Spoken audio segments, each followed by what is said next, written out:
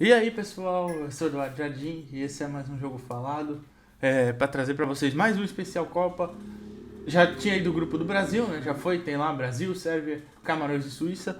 Agora eu resolvi fazer a ordem das maiores campeãs. Por exemplo, o grupo da Alemanha agora, que é a segunda maior campeã, depois do Brasil.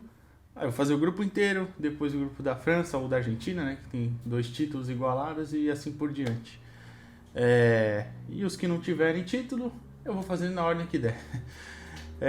A Alemanha que teve um ciclo, durante o seu ciclo, né, pós-Copa, né, ele de 18 para 22 mudou seu treinador, né, Joachim Löw saiu lá depois de 15 anos no comando da seleção, foi auxiliar do Klinsmann 2 anos, então teve um ciclo de 17 anos, né, ali trabalhando na seleção, e é, um, é uma das seleções favoritas, na minha opinião, é, muito, muito por esse. Talvez, nem tanto por essa sequência. Que a Alemanha tem uma sequência. O Hansi Flick assumiu, né, no lugar de Joachim Löw. Até venceu 8 jogos seguidos. Depois escorregou muito na Nations, né? Foram 4 empates em 6 jogos, né?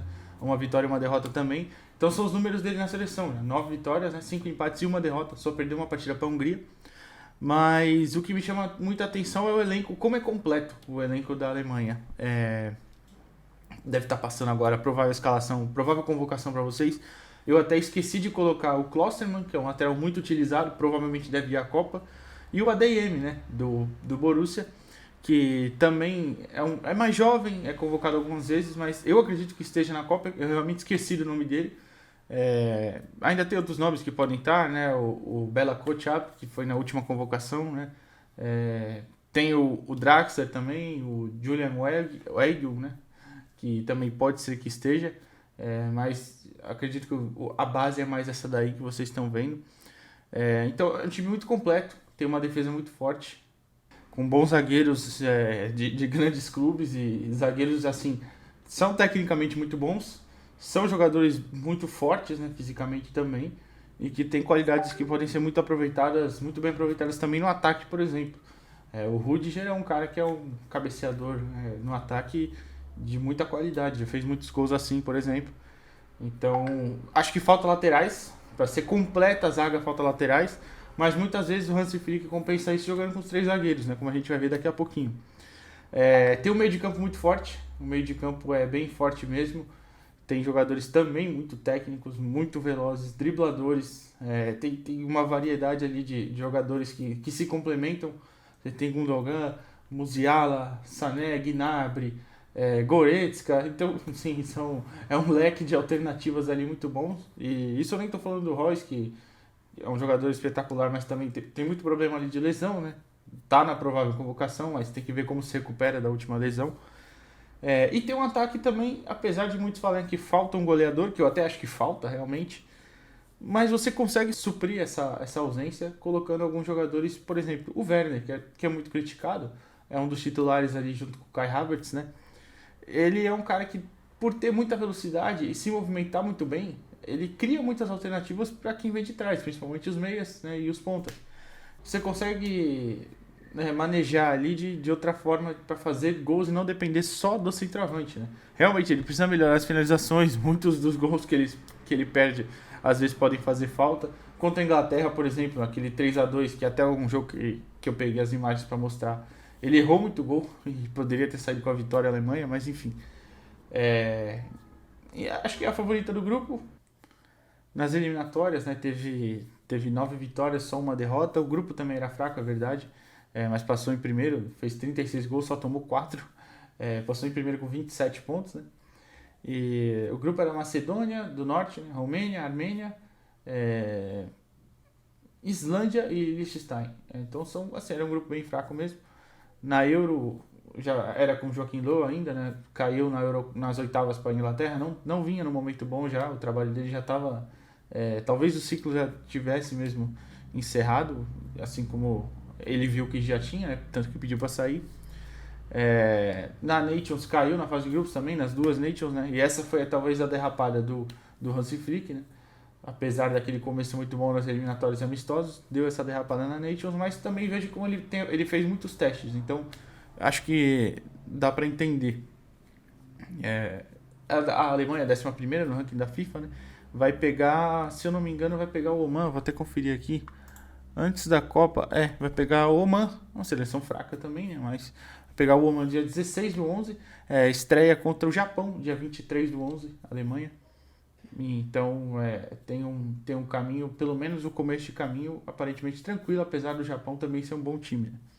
Entre Japão, Espanha, Costa Rica, provavelmente a primeira vaga vai ficar ali entre Espanha e Alemanha, né? Mas vamos ver aí como se desenvolve primeiro o time base e movimentações, enfim. Então, pessoal, essa é a escalação, pelo menos uma das escalações bases, né, da Alemanha, do Hansi Flick, no 4-2-3-1. A zaga provavelmente vai ser essa. Schürrle e Rudiger, né, são os mais experientes, os mais utilizados também. Pelo meio, o Kimmich é uma certeza, né? Ele, tanto nessa formação quanto na outra, ele atuou bastante vezes. O Gundogan também, ele é um cara muito importante para o esquema, principalmente com a sua capacidade de passe, né? De sair da pressão muito rápido, coisa que ele faz muito no Manchester City, ele também faz na seleção. Mas o Kimmich até atuou mais vezes em mais formações diferentes. Mas enfim, ali na frente tem o Gnabry, o Miller e o Sané.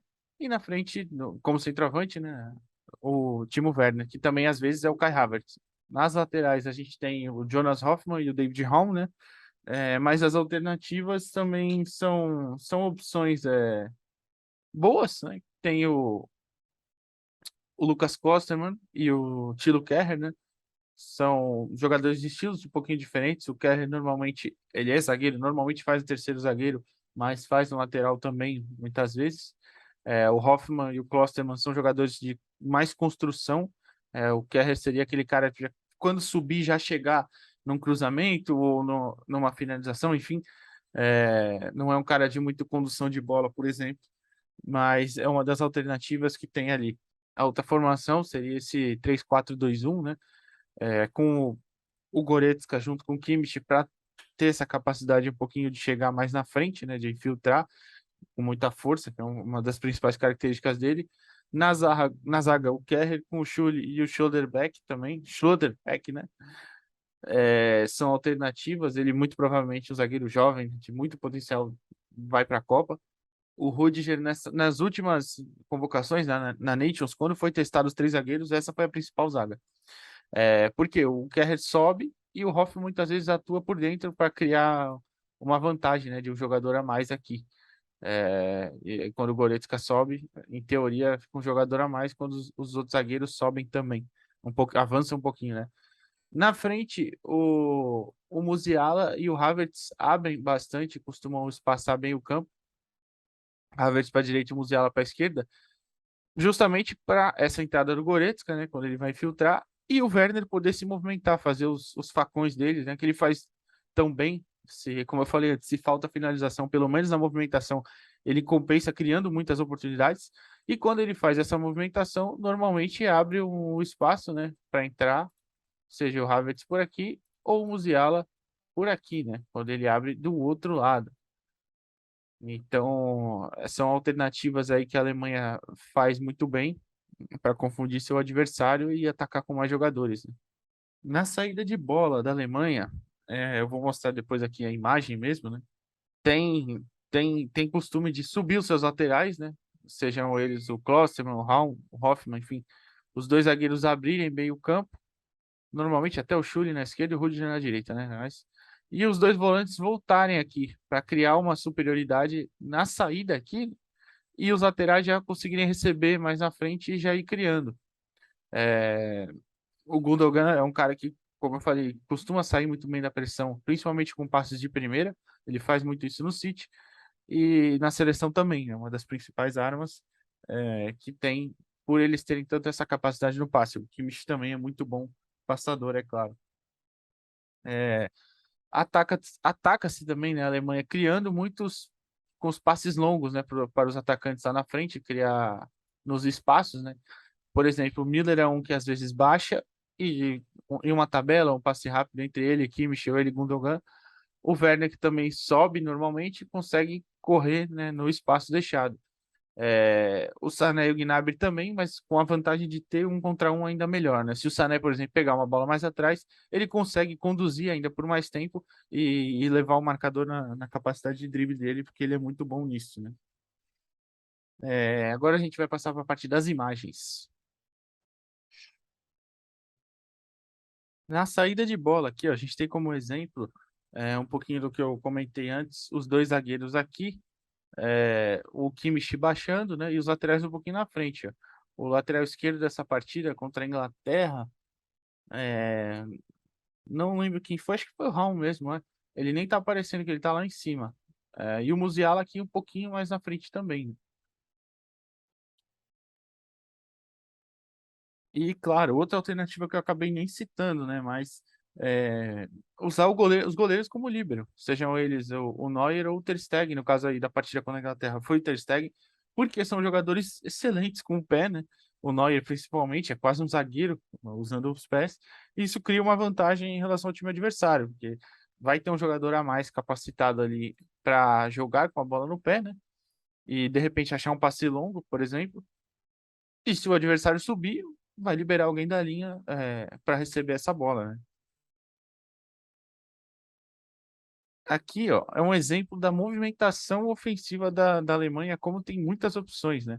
O Gundogan tá com a bola, aí tem o Guerreiro na direita, o Musiala bem aberto, como eu falei, como ele abriu bastante para receber. Nessa partida, o Havertz foi centroavante, então ele tá aqui, ó, subindo um pouquinho para atrair, tentar atrair o Dyer, né? Na esquerda, o Raul tá por ali, perdão, e o Kimmich aqui no meio. O Sané aqui pelo meio também vai subir e tentar liberar o corredor pro Miller subir, atacar nas costas dos zagueiros, né? Ele tenta o lançamento longo, acaba não acertando, né? Mas é só para exemplificar essa movimentação para vocês.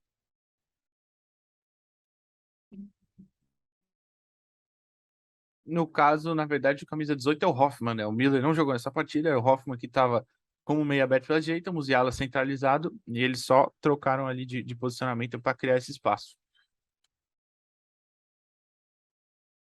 Mas então, pessoal, basicamente é isso. A Alemanha tem muitas alternativas, é por isso que eu acho um dos favoritos e vamos citar as expectativas finais. A expectativa final, eu apostaria a Alemanha como primeira do grupo. Apesar de eu gostar muito do trabalho do Luiz Henrique, o próximo vídeo é sobre a Espanha. É uma seleção que me agrada bastante, mas acho que faltam mais peças do que faltam para a Alemanha. É um treinador que eu prefiro até, o Luiz Henrique, do que o Hansi Flick. É um cara que eu gosto bastante. Mas eu acho que ainda a Alemanha é favorita. E se fosse colocar num ranking, para mim hoje é a terceira favorita. Atrás de Brasil, Argentina, é a Alemanha, que tem time para chegar na final aí. Mas acredito que se não chegar pelo menos nas quartas, já pode ser considerado um fracasso. Porque realmente tem um time muito, muito bom. Mas é isso, pessoal. Se você gostou, deixa o seu like, compartilha aí que ajuda muito a gente. A Alemanha é o primeiro do grupo. Depois vamos falar de Espanha, Japão e Costa Rica. Como eu falei, a ordem mais agora está sendo pelas campeãs. O grupo que tiver as campeãs primeiro. Então, enfim. E é isso. Valeu!